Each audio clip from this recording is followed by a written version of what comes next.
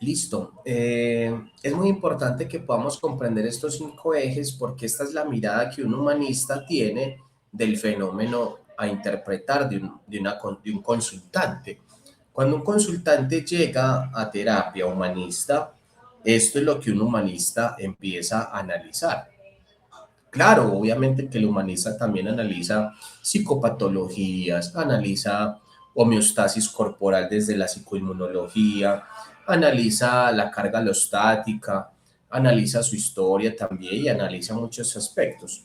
Pero cuando interviene, no interviene con base a las creencias irracionales de Albert Ellis, ni a las estructuras cognitivas del señor Aaron Beck, ni a los conflictos inconscientes de la psicología dinámica, ¿no?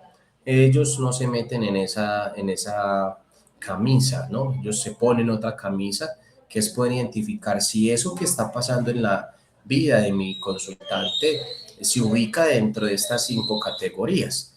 Recordemos entonces rápidamente que tenemos la categoría de este eje de la libertad personal, es decir, la capacidad inherente de la elección y la autodeterminación superando el determinismo. En pocas palabras, para hacerlo muy entendible y muy chichombiano, es así. Entre el estímulo y la respuesta hay un espacio, y ese espacio se llama libertad humana. Eso es lo que nos está diciendo esa primera premisa. Listo, está bien, hay un determinismo, pero no significa que si yo estoy pasando por unas condiciones de encerramiento, de privación de la libertad, yo no puedo decidir sobre cómo me siento, a pesar de que puedo estar privado de la libertad, como la experiencia que vivió el señor Víctor Frank, ¿no? Incluso podemos pensarlo en términos de la enfermedad, que son temas que son pocas veces lo afrontamos con dignidad.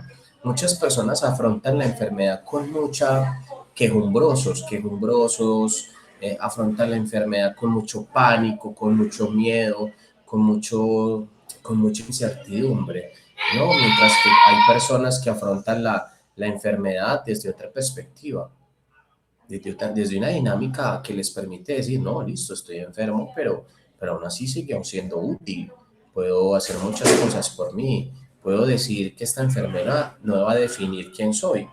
De hecho, por ahí veía yo en redes sociales una chica que tenía cáncer, ya estaba peloncita, así rapadita, y esta chica hacía reels y hacía y publicaba cosas en Instagram. Muchas de las cosas que publicaba eran de su enfermedad, pero la pregunta ahí era la capacidad, cómo él estaba afrontando esa enfermedad. Aquí no preguntamos usted qué tiene, sino usted cómo vive la enfermedad. Listo. Hablábamos entonces de la intencionalidad.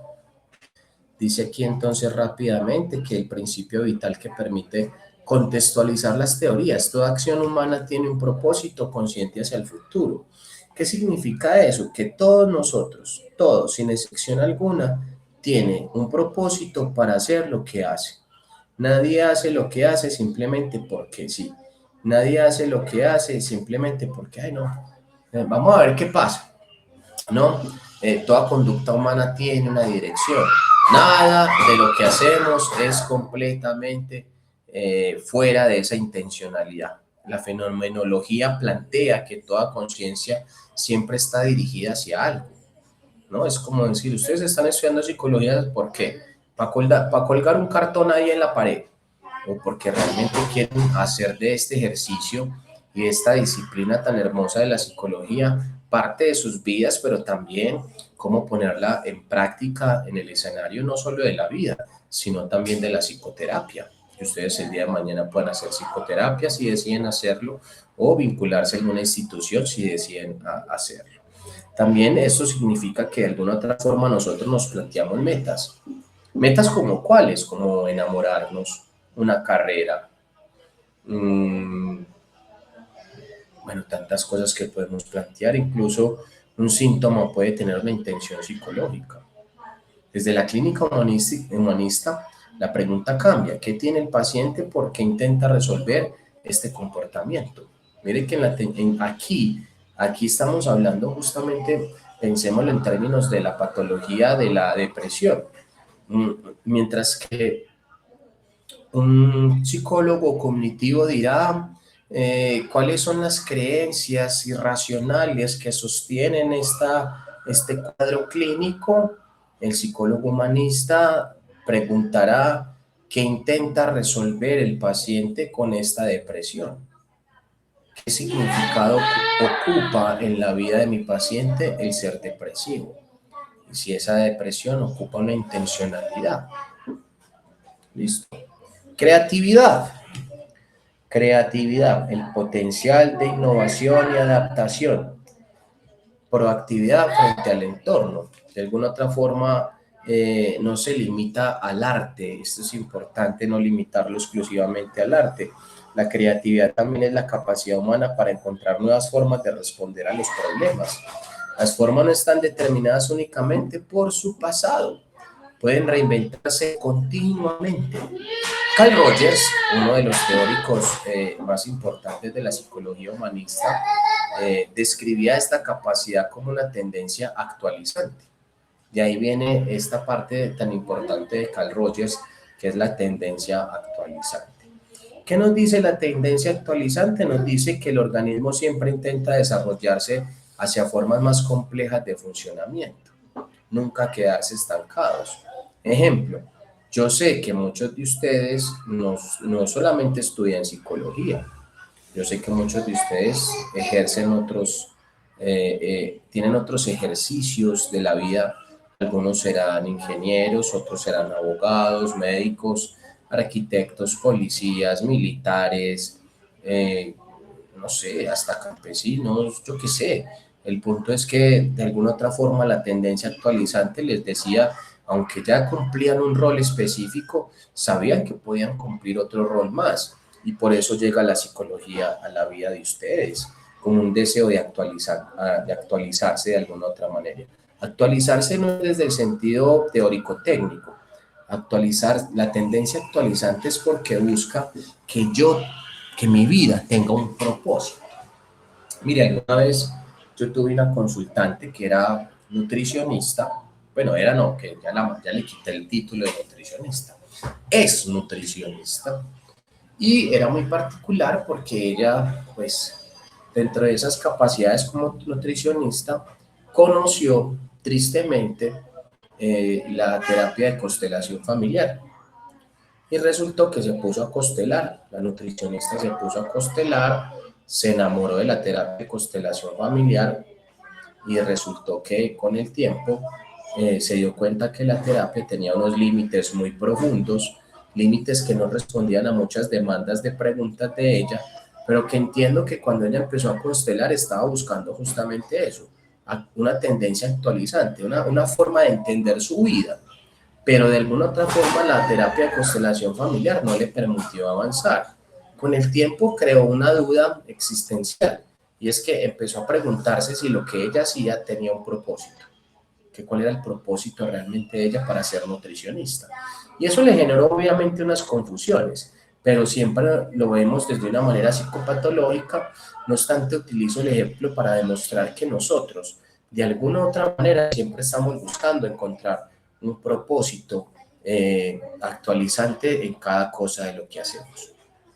El sentido de la vida, que es la búsqueda activa de significado como motor fundamental del comportamiento, aquí cobra mucha vida el señor Víctor Frank, padre de la logoterapia, una herramienta muy interesante. Yo ya les había invitado a leer el libro de Víctor Frank, de El hombre en búsqueda de sentido. Yo espero que alguno haya tenido la oportunidad de hojearlo, de leerlo, ya que es un libro bastante enriquecedor y muy práctico de leer. Porque de alguna otra forma, Víctor Frank, por medio de ese libro, y especialmente por medio de la logoterapia, busca responder varias preguntas. Preguntas sobre el vacío existencial, preguntas sobre la empatía, sobre la apatía, sobre la desesperanza, sobre la falta de propósito, sobre la necesidad de la ayuda de la terapia para construir sentido de vida. Fundamental, el terapeuta humanista y todos los terapeutas en general, independientemente de su enfoque, deben ayudar a su consultante a construir un sentido de vida, a construir el sentido propio de la vida. Y tenemos como por último de los 5 aspectos y 5 ejes estructurales del paradigma, tenemos el aspecto de la dimensión trascendental, que básicamente es la conexión de valores, propósitos e ideales que superan al yo individual. El ser humano necesita pertenecer a algo mayor que él mismo. Por eso creamos la necesidad de trascender, como los hijos, como la familia, como el matrimonio, como servirle a una comunidad, como la espiritualidad, ¿no? ¿Cuántas personas trascienden desde la espiritualidad? Desde ideales éticos. Hay personas que tienen unos ideales éticos muy marcados, muy centrales. Aquí la trascendencia implica la identidad del individuo. Mire que aquí, por ejemplo, cuando hablamos desde la identidad propiamente en términos de teorías de la personalidad, en psicología humanista, la dimensión trascendental explica perfectamente la identidad de un sujeto. Un sujeto adquiere identidad en la medida en que trasciende en la búsqueda de aquello que le permite ser parte de un grupo. Listo. Idea central entonces para cerrar este pequeño recorderis, entender que los 5 ejes funcionan simultáneamente. Mire que la imagen nos está mostrando los ejes en una interconexión, fluyendo. Mire que el eje fluye. Uno fluye con el otro y así sucesivamente. No están interconectados de manera bidireccional, están en un constante fluido. Pensemos que es una especie de, ¿cómo le digo? Como un remolino donde todo el tiempo está girando en torno al sujeto. Nunca lo saca, nunca lo saca. Una persona elige desde la libertad, orienta sus acciones desde la intencionalidad, crea nuevas respuestas desde la creatividad, búsqueda de significado desde el sentido de vida y trasciende su individualidad desde la trascendencia. ¿Listo? Muy bien, vamos entonces ahora al método. El método. El problema del método. Miren aquí el problema del método. Problema del método frente a la complejidad de la experiencia. ¿Por qué se habla del problema del método? Porque básicamente la crítica más importante que hizo la psicología humanista frente al método experimental tradicional, recordemos que el método experimental tradicional responde varias preguntas: que sea medible, que sea observable, que sea cuantificable, que sea repetible y que el resultado me dé exactamente igual. Entonces, por eso la crítica que le hace la psicología humanista al método positivista y al método tradicional clásico, porque de alguna otra forma el método clásico, de alguna otra forma la psicología, si bien hereda el método clásico frente a las ciencias naturales, que finalmente es que medir conductas, medir fenómenos, reproducir resultados, generar hipótesis estadísticas, ¿cierto? Esto funcionaría muy bien para estudiar, por ejemplo, la frecuencia cardíaca. Miren que la frecuencia cardíaca en términos del método clásico se ubica en un rango de normalidad. De este rango a este rango, la frecuencia cardíaca normal esperada, los latidos del corazón esperados dentro de un rango de normabilidad. El peso, mire que ya el peso, incluso el peso está en un rango de normabilidad, de normalidad. Si yo excedo ese rango de normabilidad, entonces ya tengo obesidad tipo 1. Y si sigo así, entonces ya es obesidad tipo 2, obesidad mórbida, etcétera, etcétera. Entonces, digamos que ahí ese tipo de métodos clásicos funcionan muy bien para ese tipo de estadísticas, inclusive para medir la memoria, la percepción, el aprendizaje, los reflejos, la capacidad de concentración. Hay muchas cosas que si uno mira en términos de lo que es un ser humano, terminan siendo realmente medibles bajo el método clásico de lo rígido que puede ser la ciencia. Miren que el procedimiento experimental clásico es un procedimiento muy tipo de laboratorio. ¿Se quedó en silencio, sí. Pedro? Hola, ¿qué pasó? Se está... ok. Perfecto, que pensé que pronto me había de silencio a mí. Entonces, miren que de alguna otra manera el método experimental clásico era un método muy de laboratorio. muy similar a meter las personas en un laboratorio y darnos cuenta que el ser humano fue estudiado casi como un ratón, casi que como un ratón. Es más, la mayoría de pruebas que nosotros tenemos fueron hechas con ratones. Y los ratones fueron el resultado de esos primeros experimentos muy primigenios que finalmente terminaron llevados a la vida del humano. Pero muchas de las cosas que se hicieron en psicología, primero se experimentaron fue con animales. Casi que nos llevaron a la lógica animal. Miren, por ejemplo, el condicionamiento clásico de Pavlov. ¿Recuerdan el condicionamiento clásico de Pavlov? Cómo Pavlov, por medio de una campana, cuando ponía comida y sonaba la campana, el perro llegaba a comer y el perro babiaba, obviamente, al ver la comida y reconocía la comida era por el ruido de la campana. Pues finalmente Pablo descubrió que ya no necesitaba la comida, ya que con solo sonar la campana, el perro empezaba a babear.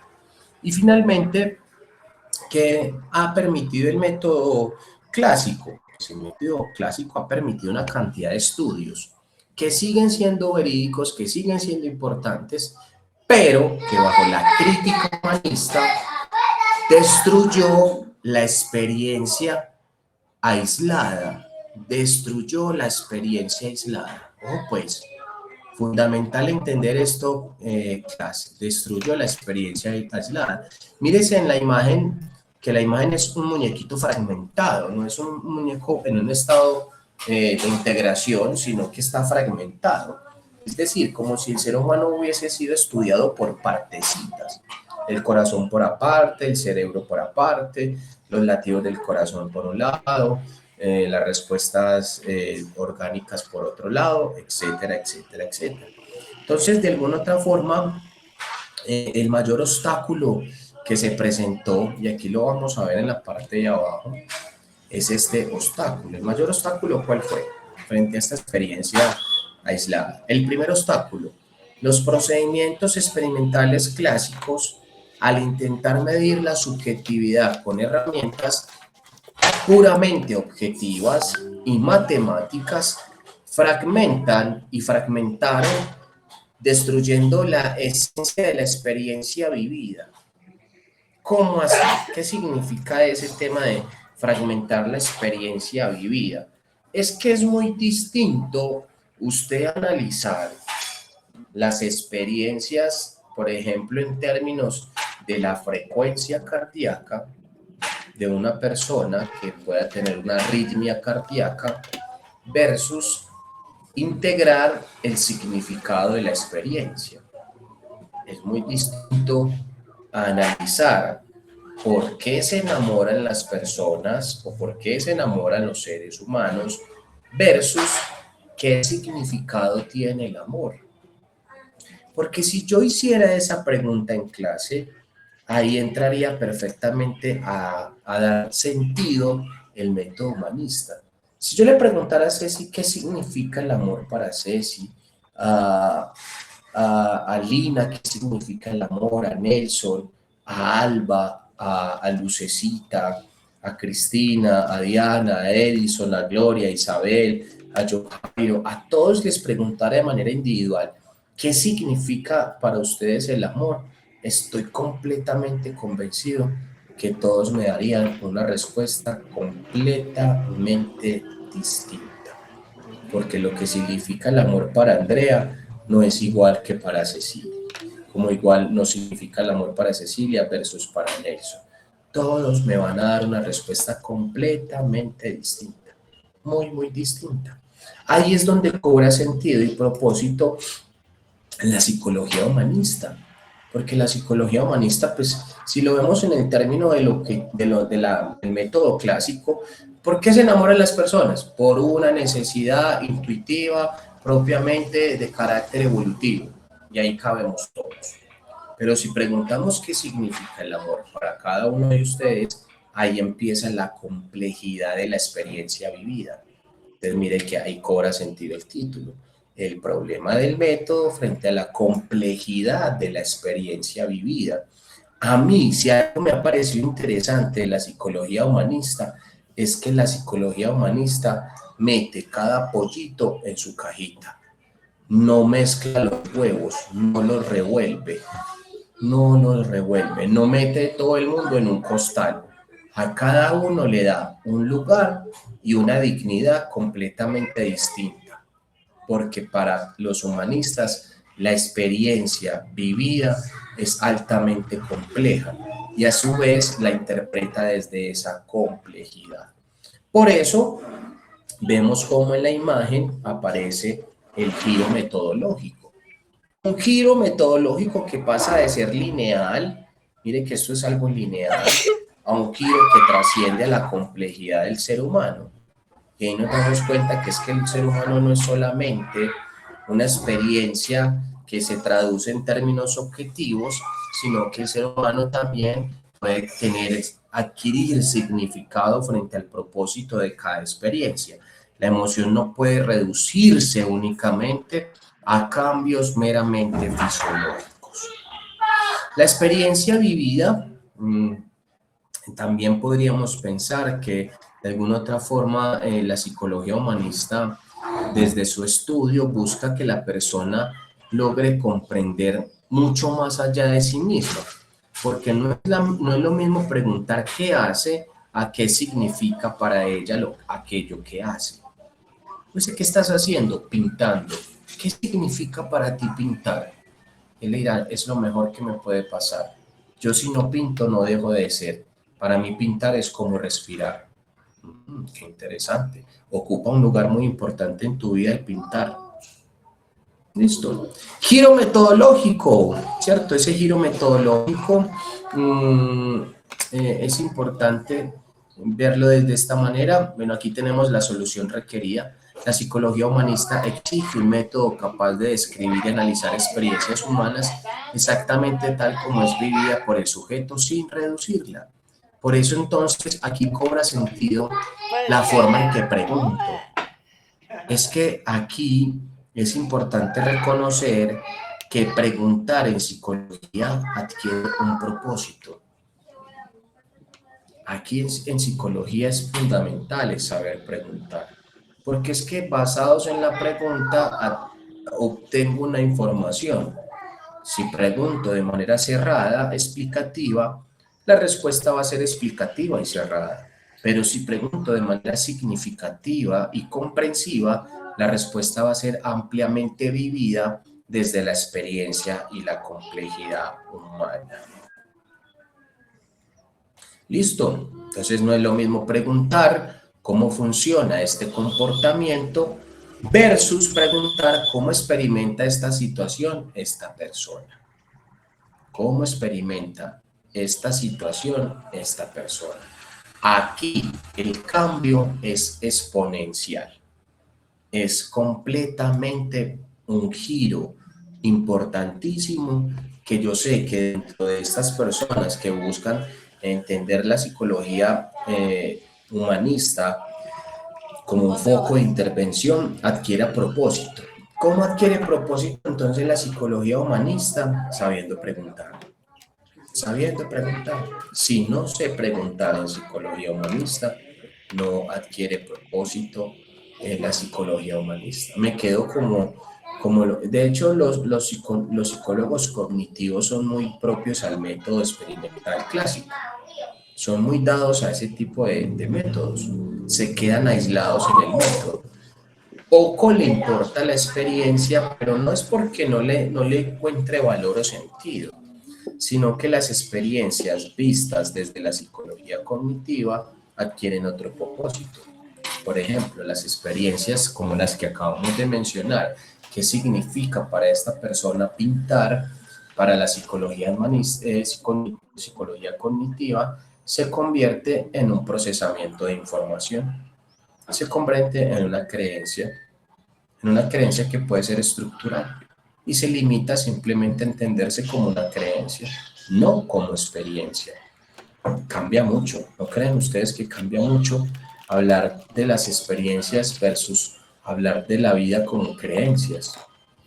Yo podría decir que ustedes están eligiendo la psicología porque creen que la psicología es ayudar a las personas y porque ustedes tienen un alto índice altruista que los lleva a pensar que la psicología es ayudar al otro y por eso usted quiere estudiar psicología porque tiene una profunda necesidad de ayudar al otro. Versus yo puedo decir que para ustedes la psicología representa un significado profundo de su existencia porque han descubierto en la psicología no solo una herramienta para ayudar, sino una herramienta para tener un propósito de vida, empezando por la transformación propia de su existencia y darle paso a la transformación propia de la existencia del otro. Cambia muchísimo, cambia muchísimo. Tiene una mirada completamente distinta. ¿Listo? Muy bien. Vamos entonces a pasar a la siguiente. ¿Alguna pregunta aquí con la diapositiva que acabamos de ver? ¿Todo right? No, todo bien. Perfecto. Vamos con la siguiente.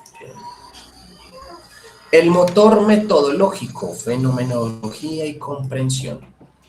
Fenomenología y comprensión. Listo.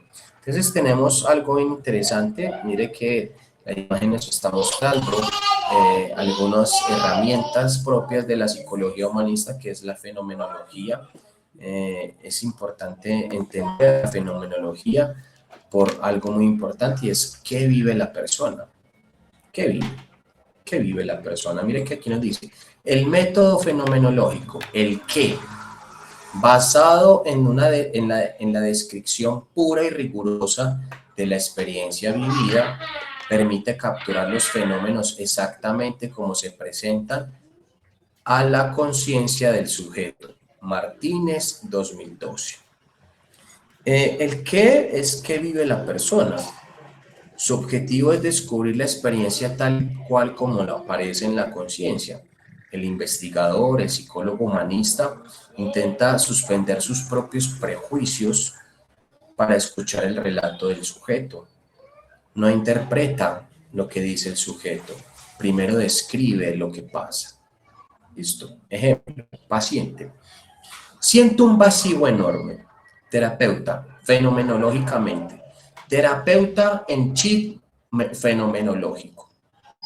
¿Qué es ese vacío? ¿Dónde lo siente? ¿Cuándo aparece? ¿Qué significado tiene ese vacío? Ese vacío lo puede conectar con alguna experiencia de su vida.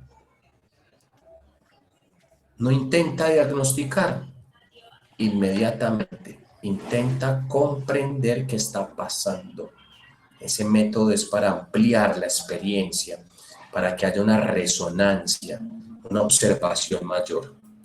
Rigidez y validez científica en el centro, observación desde el método fenomenológico. Mire que aquí hay una gran pregunta. Mire que aquí el arte de preguntar adquiere sentido. Yo siempre en las clases de aplicación de la psicología clínica y de la salud, a mí me gustaría mucho encontrarme con este grupo en aplicaciones de la psicología clínica y de la salud.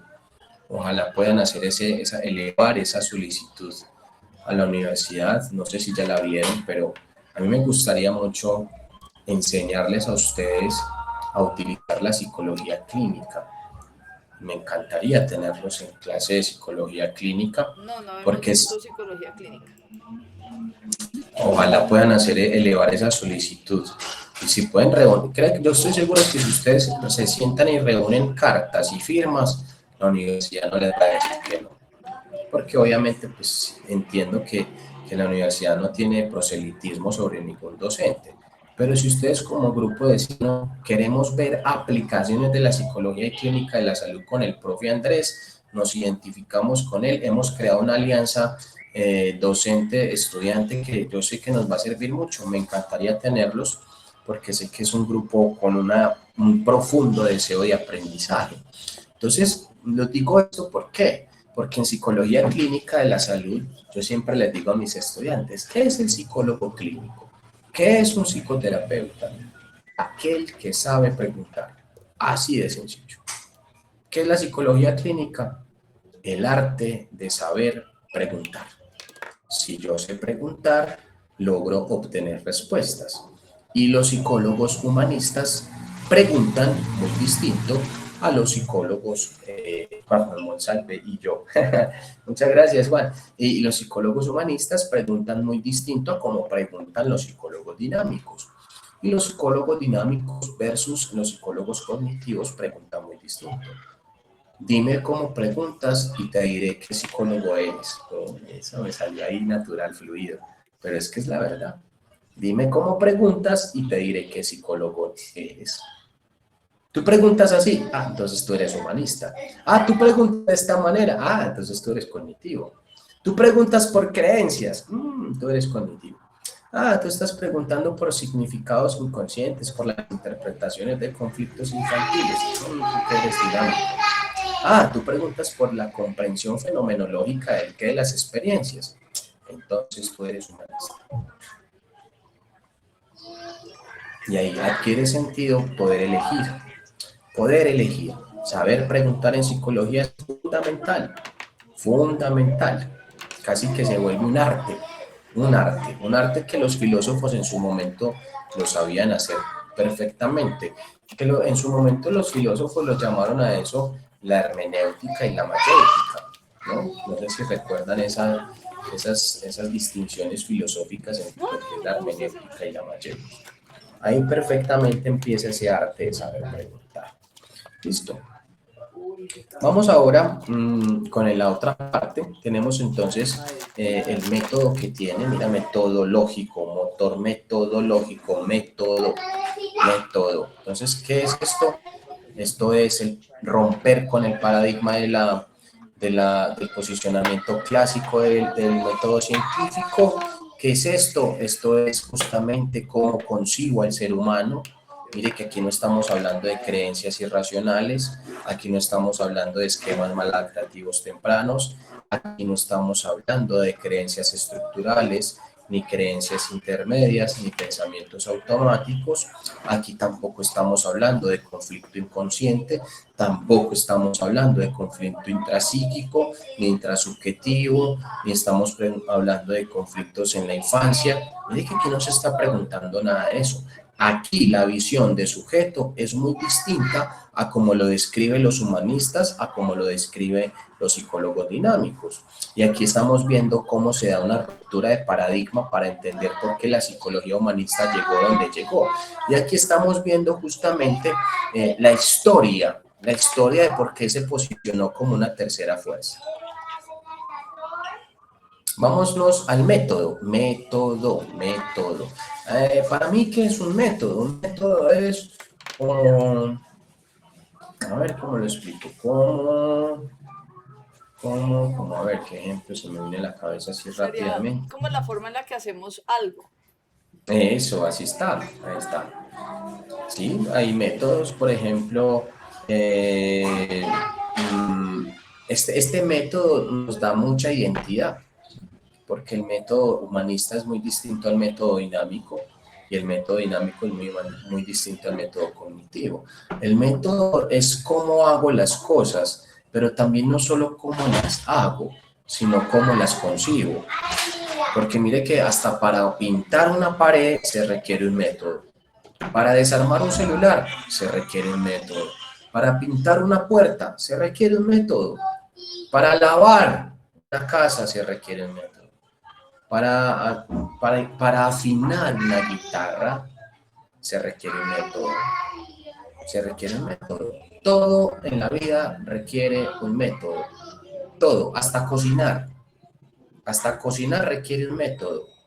Hay gente que cocina de una manera, hay gente que cocina de otra, y por eso dije, es que yo no hago los frijoles así. Yo primero les echo esto y al final les echo aquello. No, es que yo la sopa no la hago así, yo mezclo todo y después al final le echo la sal. No, a mí me gusta echarle la sal al principio para saber cómo va a quedar. Método. Asimismo, ¿qué método emplea la psicología humanista? El método fenomenológico, que ya nos hemos dado cuenta que es preguntar desde la experiencia vivida, y el método comprensivo, pasar del por qué al para qué. enfocado en la interpretación del sentido y el significado profundo detrás de la experiencia descrita. Estrada 2018. El método de por qué esa experiencia tiene ese significado. Así aparece la interpretación. Se busca comprender la historia personal, el contexto, relacionarse, valores, culturas. El objetivo no es explicar mediante leyes universales, sino comprender el sentido singular de esa vivencia. Listo. Entonces, pensemos. Método fenomenológico. Paciente que dice, siento un vacío. Pregunta fenomenológica, ¿qué es ese vacío? ¿O qué significado tiene para usted el vacío que experimenta? Y ella dice, ese vacío lo asocio con la pérdida del amor, porque desde que mi esposo me abandonó, yo siento un vacío enorme en mi corazón. Entonces, aquí en el método comprensivo, no es preguntar por qué la abandonó, sino para qué cree usted que está ese vacío en su corazón o ese vacío en su pecho. ¿Para qué aparece esa experiencia emocional de ese vacío? Y a lo mejor ella dirá, para mostrarme que en el fondo no he podido hacer ese ciclo o ese cierre de duelo con mi expareja.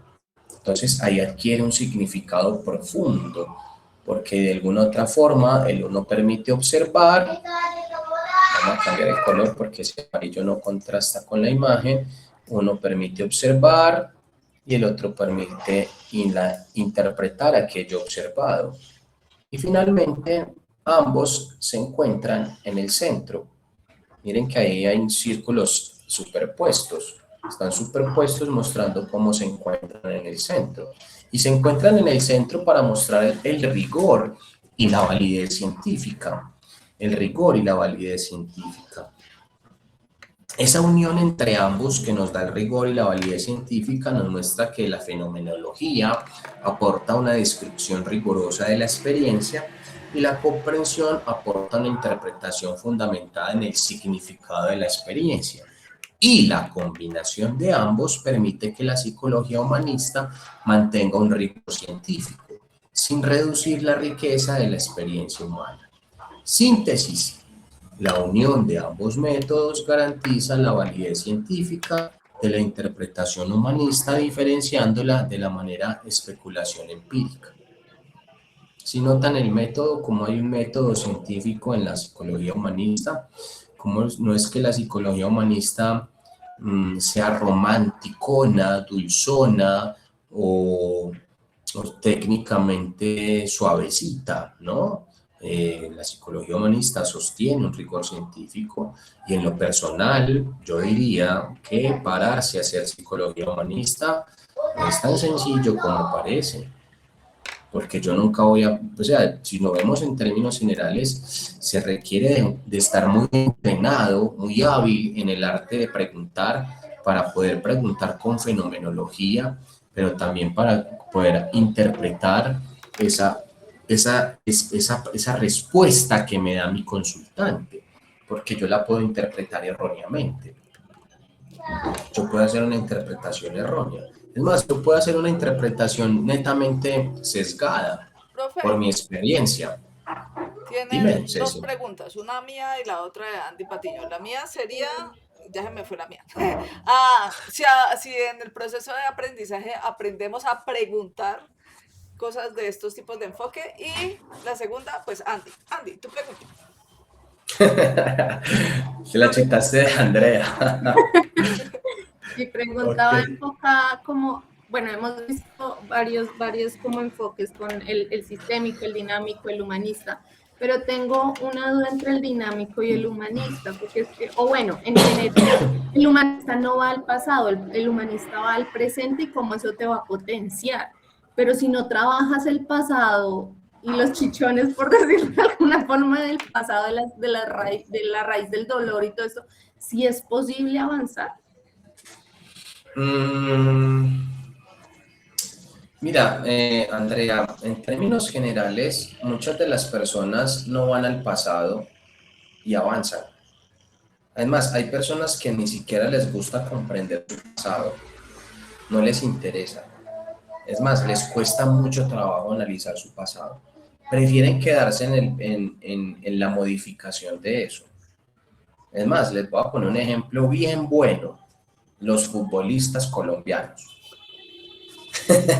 Esos berracos aguantaron hambre, vienen de condiciones económicas bien deficientes, en condiciones de pobreza extrema, y oh sorpresa, resulta que se vuelven jugadores profesionales, adquieren un renombre, y no todos, pero la gran mayoría olvida de dónde vienen. Olvidan que alguna vez fueron pobres, olvidan que alguna vez no eran nadie, no eran absolutamente nadie. Y ya el solo hecho de tener les da derecho a no recordar su pasado. Muchas personas hacen eso. Muchas personas viven su presente sin necesidad de mirar el pasado. Es más, ni lo quieren recordar. No me hable de eso, ¿para qué? Entonces digamos que de alguna otra manera muchas personas temen ir al pasado. Yo en lo personal, vuelvo y les digo, por eso el método, el enfoque se elige conforme a mi visión de mundo. Para mí el pasado adquiere mucho sentido, muchísimo. Para mí, o sea, para mí Andrés el pasado adquiere mucho sentido, porque sin el pasado no puedo entender mi presente. Yo, Andrés, creo que para poder entender el presente tengo que comprender mi pasado. Somos seres históricos, ¿no? No obstante, la psicología humanista no es que elimine el pasado en sí mismo, también lo interpreta, pero no lo interpreta como lo haría el psicólogo dinámico. O sea, un humanista se puede ir también al pasado, claro, lo puede hacer, pero la interpretación va a ser netamente humanista. ¿Qué significa eso? Que él va a buscar comprender el significado de la experiencia del pasado, mientras que el psicólogo dinámico va a interpretar todo el tiempo. No va a comprender, va a interpretar.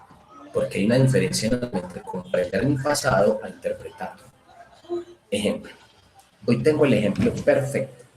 Ahorita que estaba en consulta, una paciente llega y me dice, Andrés, es que yo tengo muchos conflictos en mi trabajo y a mí me genera mucho malestar porque cuando yo cometo un error, yo no caigo en cuenta de ese error.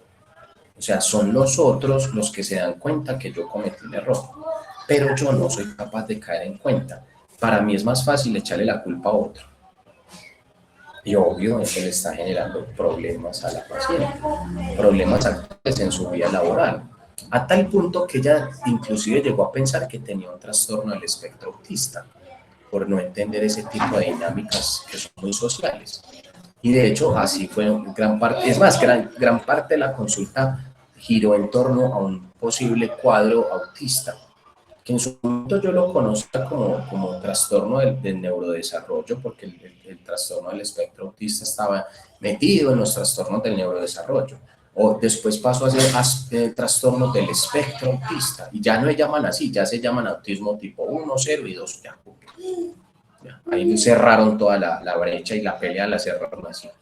Y resulta que me llamaba mucho la atención porque la paciente, yo no le veía criterios para un autismo, yo no se los veía. Pero gran parte de esos conflictos aparecían mucho en lo laboral. Y hoy, nada más hoy, dábamos cuenta de ello. Resulta que esta paciente, dentro de sus experiencias infantiles, recuerda que había una rivalidad con su hermana mayor. Era una rivalidad muy marcada, muy marcada, a tal punto que la hermana mayor le pegaba, se le ponía la ropa, la trataba mal, etcétera. Y cada vez que eso ocurría, ella se iba para donde la mamá a contarle lo que pasaba. Y la mamá le decía, aquí no está pasando nada. Recuerde que las hermanas no pelean. Entonces, ¿qué hacía la mamá todo el tiempo con ese discurso? Cancelaba, invalidaba la experiencia, no solo de cómo se sentía, sino de reconocer que la hermana mayor la estaba haciendo bullying. Y así era con todo la mamá invalidaba. Entonces, ¿qué pasó? Con el paso del tiempo, ella no logró diferenciar cuándo estaba cometiendo un error o cuándo sí lo cometía o cuándo no, porque nunca le enseñaron a reconocerlo, porque siempre tenía que tragarse sus errores. Así la culpa sobre la hermana, tenía que tragarse lo que sentía. Y cuando cometía un error, no pasaba absolutamente nada. Entonces, ¿qué pasó? Eso mismo está haciendo ella en la vida laboral. Está proyectando sus experiencias infantiles en la vida laboral. Entonces, cuando la jefe la regaña, ella se siente mal, pero no sabe si es que fue que cometió un error. Es una cosa muy insignificante, muy pequeña, pero eso tiene una profundidad clínica en términos psicológicos para la psicología dinámica, porque eso demuestra que el síntoma no se va, el síntoma se repite y se repite y se repite y se repite todas las veces que sea necesario para que se pueda transformar. Y la función del terapeuta es transformar el síntoma. Si el terapeuta no logra transformar el síntoma, la paciente va a seguir repitiendo el síntoma. Profe, esa es la interpretación. ¿Y cuál sería la comprensión desde la parte humanista? La comprensión podría ser una comprensión más de este tipo. Al parecer tu mamá no te permitía vivir esas experiencias y tú las viviste como unas experiencias invalidantes que no permitió reconocer tus propios errores. ¿Ya? Y no conecta una cosa con la otra. Simplemente le dio una comprensión a esa experiencia, pero no conectó que fue la mamá la que ocasionó que hoy ella repita esas experiencias. Y no solo la mamá por ser mamá, es que la mamá era una figura de autoridad y justo la jefe también es figura de autoridad. Y ella lo que hace es proyectar en la jefe las mismas experiencias infantiles que vivía con la mamá. Eso la psicología humanista no lo va a poder interpretar así, porque ella no hace ese tipo es que más nosotros siempre proyectamos, o sea, si yo de pelado fui un chico anárquico, que me gustaba mucho la norma, ¿qué creen si yo me encuentro con un jefe bien rígido, bien normativo? Choco, ahí mismo choco, porque ¿qué va a pasar el jefe? El jefe me va a mover mi pasado anárquico. Entonces, nótese que para lograr hacer esas distinciones, que son muy mínimas, que parecieran muy imperceptibles, se requieren conocer muy bien la teoría. Si no conozco la teoría, no logro hacer una distinción. Es más, metémosle un trompo en uña a eso. Los psicólogos cognitivos dirían que lo que pasó ahí fue una creencia de tipo irracional que puso una creencia intermedia de tipo ley, donde dice, no me puedo equivocar, tengo que ser perfecta. Y ya, y ahí limita la experiencia. ¿Sí se la pillaron? Las tres distinciones desde los tres modelos. Ok, Nelson. Es difícil no caer en diferentes modelos, eso le iba a decir que estaba en el sitio. Sí, es difícil, por eso se requiere ser muy hábil en conocer la teoría y en conocer cómo preguntamos para poder diferenciarlos. Ahora sí, Nelson. Nelson, ¿cuándo usted cuándo se va a comprar unos auriculares, pues, Nelson, para que no le esté ahí hablando del celular como usted era regañando el pobre celular? A ver, pues. Sí, voy a mirar a ver qué hago, esperando cuando voy a resolver esa situación técnica. Porque sí, hay veces el celular te sale. El celular a veces te sale porque es como muy pesado la plataforma. Y aquí también tiene su problema técnico, entonces voy a mirar a ver cuándo lo resuelvo lo más rápido posible, profesor.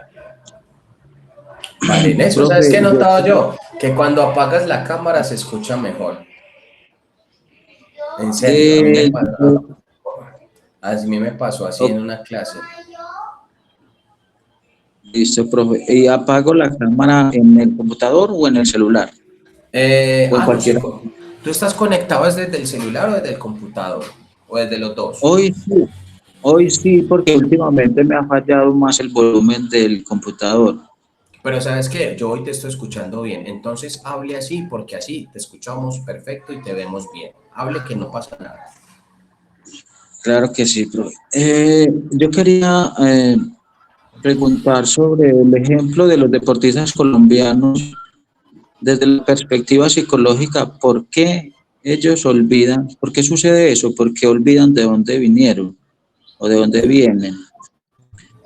Y la otra pregunta es, desde cómo se aborda esto desde el enfoque de la psicología del deporte. Oiga, esa está muy buena, esa está muy buena, esa pregunta está muy buena. Mira, hombre, yo quisiera como comprender un poco a profundidad, y es que de alguna otra forma, yo creo que una interpretación que yo podría hacer a esta realidad de por qué los futbolistas colombianos entran en ese tipo de cosas es porque de alguna otra forma el colombiano por estructura, eso cae, la gran mayoría de colombianos tiene un problema muy serio con la identidad, muy serio con la identidad. Aquí la identidad no se volvió la identidad que me permite reconocer mis habilidades, que es lo que debería de ser. O sea, la identidad está cargada de habilidades, sino que aquí la identidad se volvió la identidad de las cosas. Es decir, entre yo más tenga cosas, tengo más identidad. Entonces, si me compro un iPhone, tengo una identidad. Si tengo moto, tengo identidad. Si tengo carro, tengo identidad. Si tengo títulos, tengo identidad. Recordemos algunas expresiones muy coloquiales nuestras dentro de la cultura. Estudia para que sea alguien. ¿Cómo así? Entonces, si yo no estudio, no soy alguien. O sea, solo soy alguien si estudio. O sea, que el señor que vende aguacaticos en el centro no es nadie, porque pues él está vendiendo aguacates porque no estudió, o porque mínimamente estudió lo básico, a veces solamente primaria. O sea, que el que vende aguacates no es nadie. Si se dan cuenta que aquí nos metieron un chip cultural que solo somos en la medida que tenemos. Solo somos y tenemos. Y de hecho los pelados son así, o sea, los pelados buscan tener los Jordan originales para poder ser, porque si no tienen los Jordan, entonces no soy. Si no tengo el iPhone, entonces no soy. Soy solo si tengo el iPhone. Es más, hay personas que tienen nombres muy raros y prefieren no decir su nombre, se ocultan el nombre, se guardan ese nombre porque, no, profe, yo cómo decir ese nombre tan feo, mi mamá que estaba pensando cuando me puso ese nombre, pero es que ese nombre es parte de tu identidad, así no te guste, es parte de tu identidad. Vea, a mí me pasa mucho eso, a mí me dicen mucho Carlos, Carlos, Carlos, y en mi casa no hay nadie que me llame Carlos, créame que en mi casa, en mi familia cercana, nadie me llama Carlos, a mí en la única parte donde me dicen Carlos es en mi trabajo. Más charro, yo no sé por qué, siempre, toda la vida, mis jefes, mis compañeros, hoy Porque mis es el amigos, primer nombre, profe. A mí me pasa, me dicen Paula y yo no sé quién es esa, pero Andrea sí porque me presento como Andrea. claro, a mí me gritan por la calle Carlos y créanme que yo no volteo a mirar, ¿cierto? Ya si dicen Carlos Andrés, ahí sí me toca mirar como por sospecha, pero de entrada justamente yo pienso que el primer elemento interpretativo que yo hago, carecemos de una identidad. Nos cuesta mucho trabajo reconocer nuestra identidad. Nos cuesta trabajo reconocer que venimos de un barrio pobre. Nos cuesta trabajo que fuimos levantados con aguapanela y pancito. Nos cuesta trabajo reconocer que sí, que tengo una humedad en la casa. Ah, sí. Ay, no, qué pena que vean la humedad de la casa, como qué pena. Entonces, ¿qué? ¿Cómo así? ¿Su casa qué? Pues, ¿qué tiene? Pues, que no le puede dar una humedad a su casa, ¿o qué? ¿Cierto? Y no ve que la gente hoy en día busca tener perritos y gatitos que costosos, de raza. O sea, no le sirve el criollito ya, no le sirve el gatico criollito, tiene que ser de raza el gatito. Y el perrito no puede ser un perrito de esos de colores propios como es el perrito criollo, no, tiene que ser ya el perrito merlé, que así todo combinadito, con los ojos azules. Sí, porque el perrito criollito así medio muequito y con un diente salido, ese como que no, ese como que me hace ver muy pobre, ¿no? De alguna otra forma tenemos como un cierto síndrome de la pobreza camuflada en la incapacidad de no entender qué es la riqueza, porque hay personas que entienden que la riqueza es tener cosas, no ser alguien. Y yo no soy alguien porque tengo cosas, yo incluso hasta no teniendo nada sigo siendo alguien. Sigo siendo persona, sigo siendo importante. Pero bueno, es una interpretación que hago. Por ahí lo había asumido de pronto con una realidad que en psicología se llama el síndrome del impostor, que también puede aplicar perfectamente el síndrome del impostor, ¿no?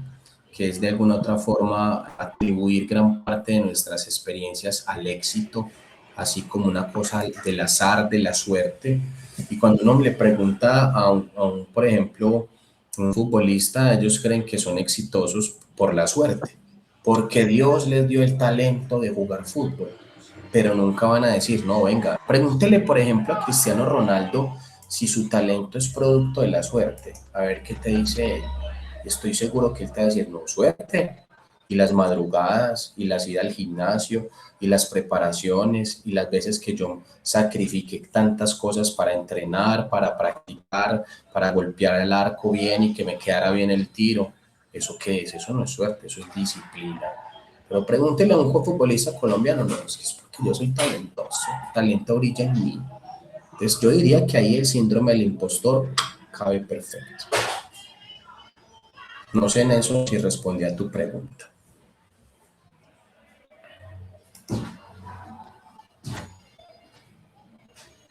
Bueno, entonces, dentro de este método nos vamos a encontrar con una realidad fenomenológica bastante interesante. Vamos a pasar ahora a los pilares de la sistematización, sistematizando la intuición, la arquitectura de las tres fuerzas. Aquí yo quiero que hagamos un ejercicio clase, porque si bien los vamos a ver más adelante, que esto es con lo que yo quiero que trabajemos la próxima semana, yo quiero que ustedes de mano propia hagan la investigación. Yo quiero que ustedes hagan esta investigación a modo tarea. Vuelvo y le digo, no es que sea una tarea entregable, no es que yo esté buscando medir sus capacidades pues, de entrega, no. Háganlo como manera de científicos curiosos, porque afortunadamente yo sé que este curso es un curso de estudiantes curiosos por el conocimiento.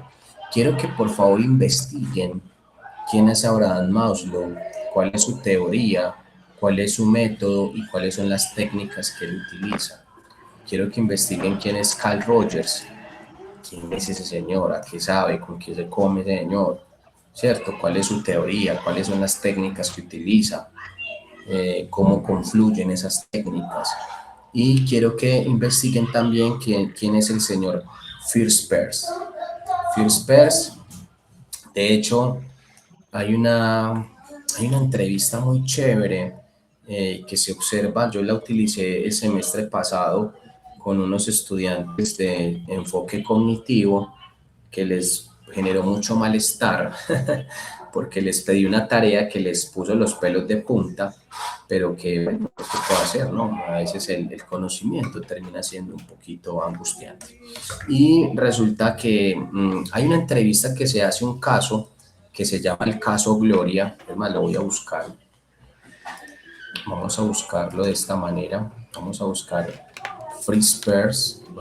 Es más, lo voy a buscar aquí en YouTube. Se los voy a compartir inclusive espérame que me calque.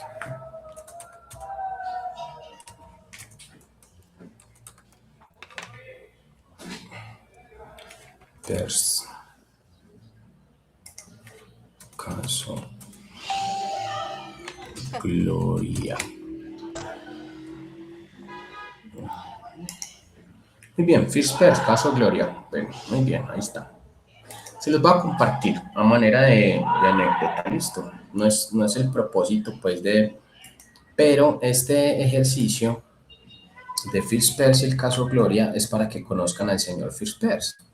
Nosotros tenemos un humanista, ¿dónde está el humanista? Enfoque humanista. Uy, yo no he... sí, que pasa que formateé. Ahí les comparto la entrevista de Fritz Perls al caso Gloria. Listo. A manera de curiosidad clínica. Si les interesa la psicología clínica, lo voy a compartir aquí también en el chat para que después no haya problemas o dudas. Es muy interesante para que vean cómo trabaja la psicología humanista, cómo trabaja el señor Fritz Perls. Lo van a ver ahí en la entrevista al caso Gloria. Listo. Es muy interesante este ejercicio porque el caso Gloria es un caso en psicología clínica que ha sido muy trabajado. Es más, van a pasar los años y los años y el caso Gloria seguirá siendo un caso de estudio, porque lo trabajan 3 terapeutas: Fritz Perls, Albert Ellis, y creo que, ¿quién es que es el otro? No lo recuerdo bien. Espérenme a ver, yo veo si me acuerdo. ¿Quién era el otro? Fritz Perls, Albert Ellis. ¿Quién era el otro? Carl Rogers creo que es. Carl Rogers, Fritz Perls y Albert Ellis. Le preguntan a Gloria, la intervienen a Gloria, unos desde la psicología humanista, otros desde la psicología cognitivo-conductual, otros desde la terapia gestáltica. Y es muy interesante ese caso para que lo vean. Muy chévere, muy enriquecedor. Pero hoy, para fines del ejercicio y la practicidad de lo que vamos a ver, es que de alguna u otra forma la intervención humanista tiene unos pilares, y esos pilares están sedimentados en estos 3 señores.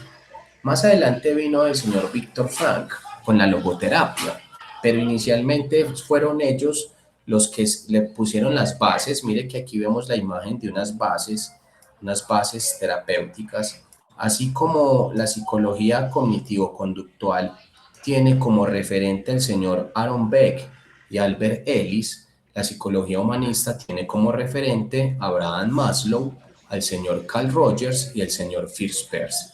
Ellos son los máximos exponentes de la psicología humanista, y de alguna otra forma estos señores son los que le dan piso y soporte. Cuando dice el sistematizado y la intuición, es que de alguna otra manera ellos buscan eliminar esos sesgos que tiene la intuición por medio del método científico. Aquí el humanismo, dice así, el humanismo en Occidente proporcionó el marco filosófico, pero fueron estos 3 pioneros quienes sistematizaron científicamente los principios de la creatividad, la libertad, la trascendencia para el quehacer psicológico. Triglia 2015. Listo. La sistematización de saber que nos muestra justamente tiene que ver un poco con la experiencia de eso, de qué era la filosofía de Occidente. Pues estamos hablando del señor Sócrates, del señor Aristóteles, los pensadores del Renacimiento y del existencialismo. Ya hablaban de la dignidad, la libertad y el desarrollo del ser. Sin embargo, estas ideas eran principalmente filosóficas.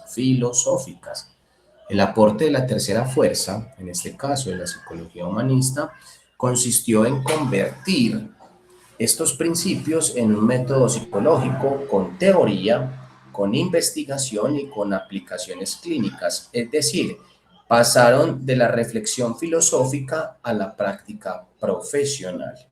Listo, pasaron de la reflexión filosófica a la práctica profesional. Vamos a tener el primer exponente, que es el señor Abraham Maslow.